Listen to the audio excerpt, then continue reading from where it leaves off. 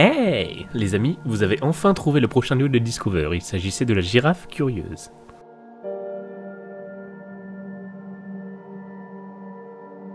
Alors les amis, vous êtes prêts? Pour parler de cette boutique, nous allons nous plonger au cœur de l'Afrique.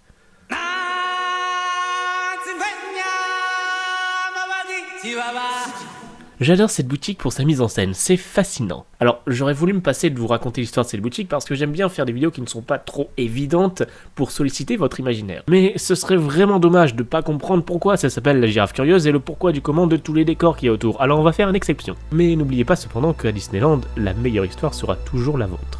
Sous le soleil d'Afrique, un marchand passionné de photographie parcourait des kilomètres de village en village avec son véhicule chargé à bloc pour vendre et échanger toutes sortes de marchandises. Mais la vie de nomade devenait de plus en plus dure et le pauvre avait du mal à vendre ses produits. Et alors qu'il était de nouveau en route, traversant un village, il fut surpris par une immense girafe qui penchait la tête vers la voiture, ce qui lui fit perdre le contrôle de son véhicule jusqu'à s'encastrer dans le décor. Alors que la girafe, elle, continue son chemin tranquillement, le marchand découvre qu'il s'est heurté à l'entrée d'un bâtiment abandonné.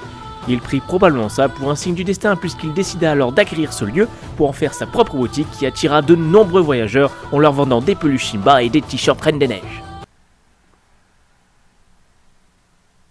Et on raconte que la girafe qui a surpris le marchand reste très souvent dans les parages et vient parfois observer ce qu'il se passe. Vous comprendrez alors pourquoi le marchand a décidé d'appeler sa boutique la girafe curieuse. Alors nous allons maintenant nous plonger au cœur de cette boutique pour y découvrir chaque détail.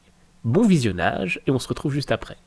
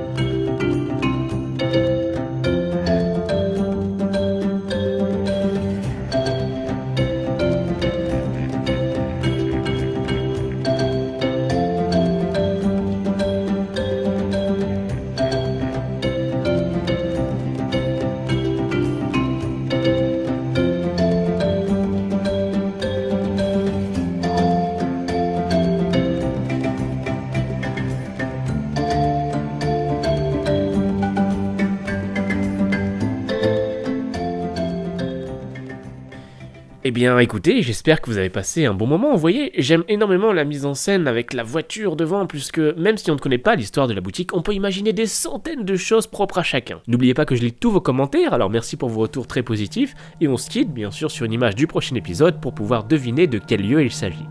Merci, et à bientôt.